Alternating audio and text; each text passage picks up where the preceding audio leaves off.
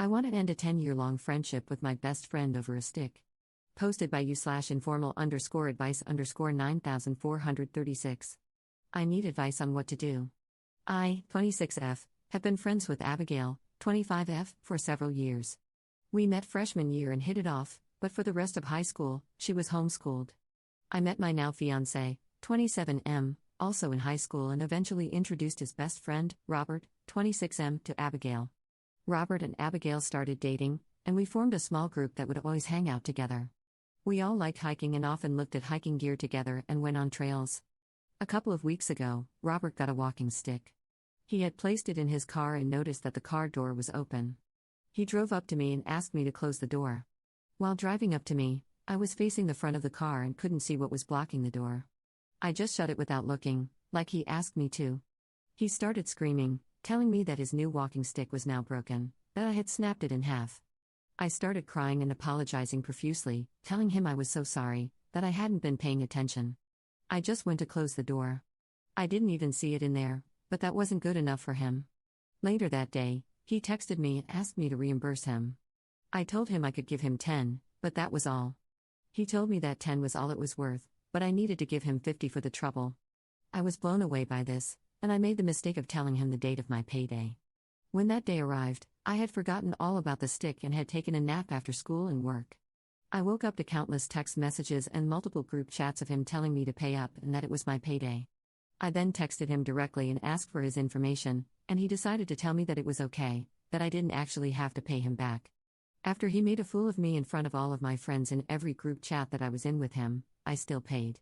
Flash forward to yesterday, my fiancé, Robert, and Abigail all decided that they wanted to go hiking on a trail that is more dangerous than what we normally do. I decided to stay home, so the rest of the story is a mix of what Abigail and my fiancé told me. Abigail decided to buy a $100 fancy walking stick and wanted to test it out on the trail. I joked with her before they went that since the trail was known for being more intense, it might not be the best idea, but I was just joking, too. Hours passed, and I got a phone call from my fiancé telling me he was on the way home, with Robert in the back screaming, "You break it, you buy it. You break it, you buy it."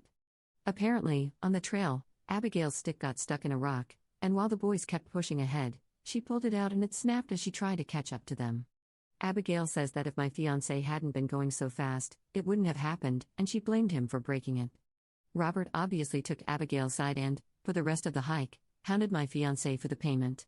My fiancé and I are both in college and in between jobs and do not have $100 to throw away on a high-end walking stick. They both know this. That night, Abigail texted my fiancé a screenshot of the walking stick, circled the price, and wrote, "I know money is hard right now, but I need my stick, so I'm going to order it tonight and you can pay me back as soon as you get the chance." Abigail and Robert both have stable jobs and are not in college. I got mad and told them that my fiancé would not be paying for something he didn't break, and that Abigail shouldn't have even brought the stick on that trail. They were pissed and texted us endlessly, saying that we were in debt to them and that we owed them, that it was only right to pay them back.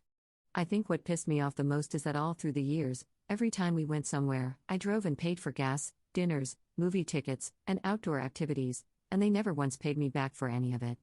I never even thought to ask them to, and here they are yelling at us to pay up and saying we're being ridiculous. Time and time again, they both have put money before friendship. Do I put this behind me, just pay them, or do I leave? /relevant comments. Commenter. The logistics of this situation don't make sense. He drove up to her with the door open and asked her to close the door for him? 1. Did he throw the walking stick in the back seat with the door already open? Did he know the stick was blocking the door? Why did he not warn her about the stick when asking her to close the door? 2. Is it possible to drive with the door open on new cars? There must be a whole bunch of alarms going off, right? 3. He really asked someone else to close the door for him? What a lazy piece of trash. Get up and close your own damn door. Ops response. Okay, so the trail has a small little gravel loop that you're technically not supposed to park on, but he did it anyway. Robert and my fiancé were talking when he put the stick in, so when he closed the door it didn't fully shut. He has an older car, but I also don't think he was paying much attention.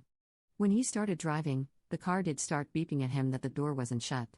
He did the gravel loop to pull out and saw that I was walking toward the car loop, so he stopped and asked me to shut it. I do admit I wasn't paying attention, so I just opened the door and re-shut it a bit hard to make sure the door closed, but in doing that, the stick snapped. That's when he started to make a fuss that it had broken. In my defense, he has a lot of tint on his windows, and he didn't mention the stick was blocking the door. Commenter 2. Not sure if I'm misinterpreting, but did you pay $50 for a $10 stick for the trouble? Ops response. Sorry for the misunderstanding. In short, I did only end up paying the $10. So when he texted about the payment, I told him that I could give him $10 right then and there. He then said that it really only cost $10 but $50 would be nice for the trouble, and then asked how I knew it was really only $10. I told him that $10 was all I had till the 20th, my payday, and he said that I could keep it till then, that he understood my money struggles. I assumed he was being nice. So on the 20th, when he flipped out in all the group chats and I texted him, I still only sent him the $10. Now looking back on it, I really do feel like he was expecting the $50, and that's why he said I could wait till I got paid. Commenter 3. Two nutjobs found each other and formed a personality from hell. Please stop interacting with them. They are so toxic to you and your fiancé. Sometimes we meet others who use us. This is what happened to you. Bye-bye and don't let the door hit you. And say this ASAP. Commenter 4. Guys, this feels like a setup. Hey, I'm just sitting in my car, can you come close the door for me?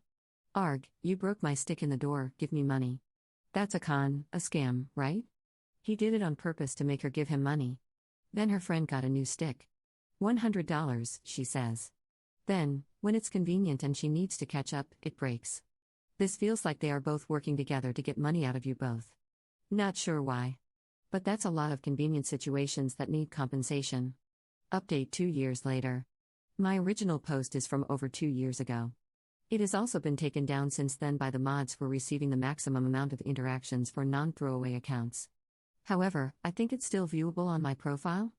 Before the update, I'd like to clear some things up, as many of you guessed the situation wasn't truly about sticks.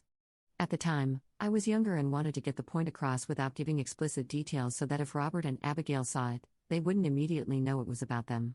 I was really talking about fishing rods, however, the situation remains the same. Instead of a hiking stick on a rocky trail, we were fishing on a boat prone to sinking.